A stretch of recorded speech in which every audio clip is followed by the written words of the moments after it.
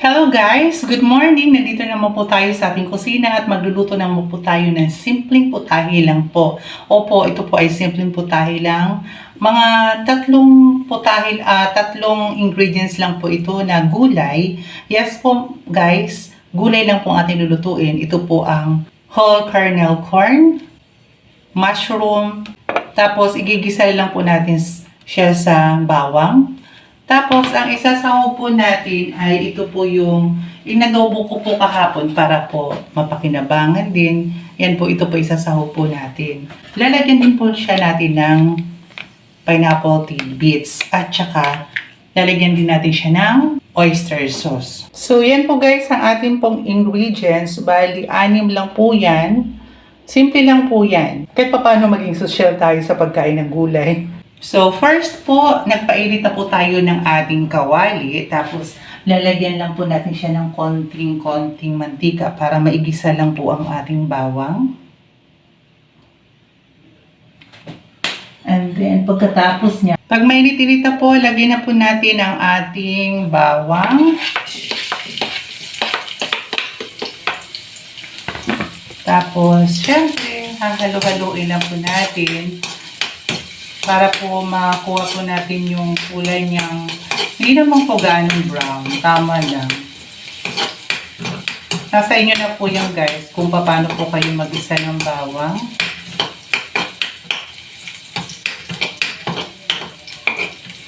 And then, ilalagay na po natin ang ating sahog na ito po yung baboy.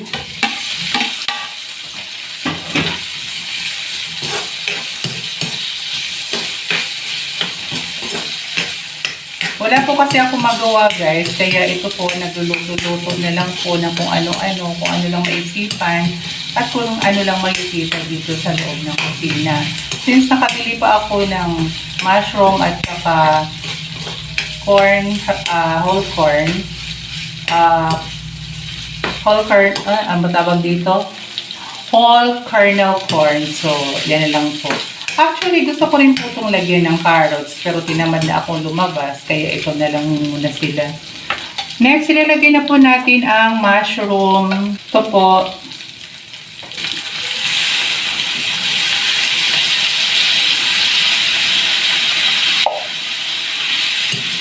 Konting halo.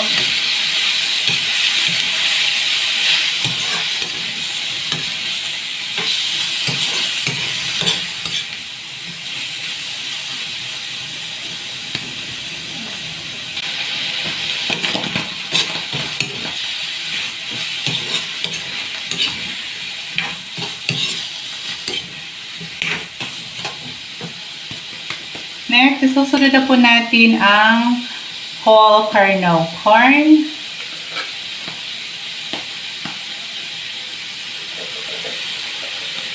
Akala mo maraming kain, no? Mag-isa lang ako.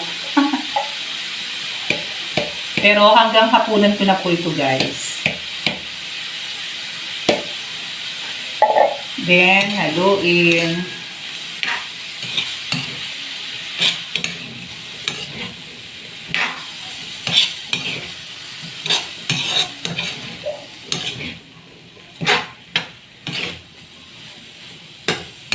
Diba? Parang vegetarian. Kaso nga lang, pag vegetarian, wala siyang karne. Meron to eh. Kaya, ano lang to, hindi 100% vegetarian.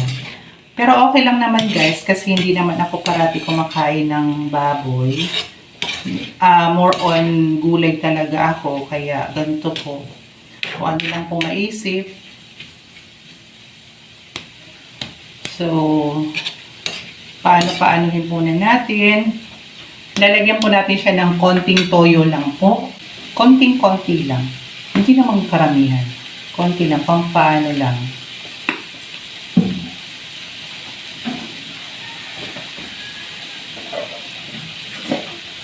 Tapos lagyan natin siya ng paminta.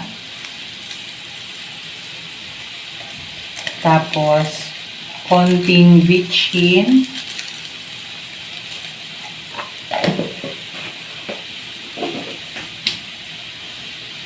Then, haluin. Wala lang po to sabaw, guys.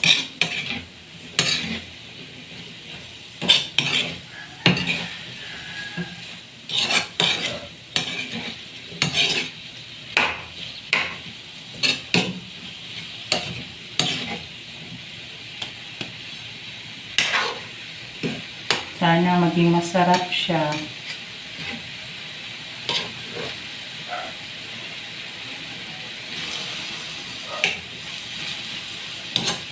Pakuluan muna natin po siya ng kaunti lang. Then, nilalagay na po natin yung ating pineapple tidbits. Nilalagay na po natin yung ating pineapple tidbits. Pero hindi po natin siya, guys, ilalahat kasi madami po ito. So, yung iba po ay atin na lang pong kakainin. So, yung sabaw po, atin po ilalagay para po manamis-namis po siya. Kasi lagyan natin siya ng konti. Hatiin lang po natin. Sana maging masarap siya, guys.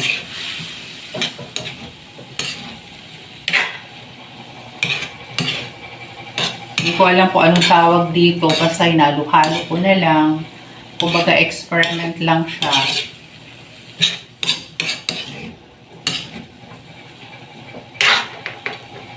Pero, pinag-isipan ko kung lalagyan ko pa siya ng oyster.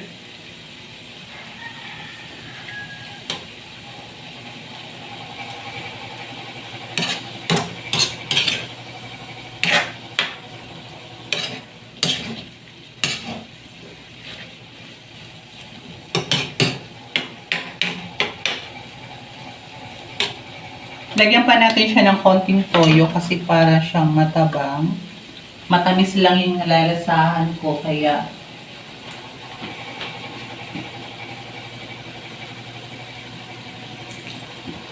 lagyan na rin natin siya ng guys, magic sarap para mapaiba.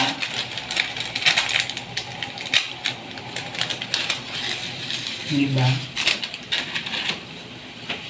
So, halo-haluin, tapos pakuluan, tapos maya-maya, okay na siya.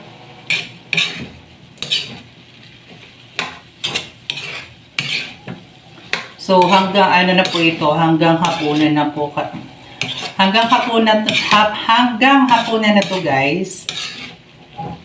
Ganito kasi ako pag nagluluto, hanggang hapunan na para isang kilusan na lang.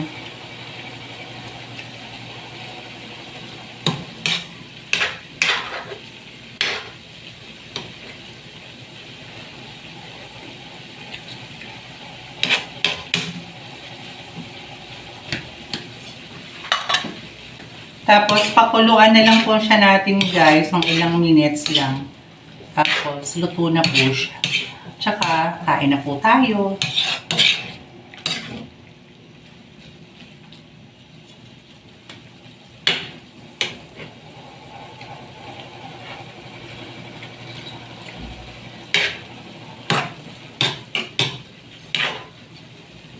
So, konting kulo na lang, guys, at medyo luto na po siya. Ito na po, guys, luto na.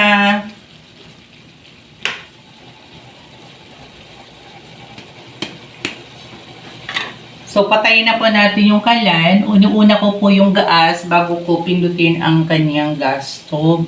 Para ang kanyang gas ay totally nawala na po siya. So, ito na po siya, guys. Ayan na po ang finished product ko, diba? Sa tingin pa lang is masarap na siya. So, ayan po. Thank you very much, guys, for watching. Until next time, bye-bye.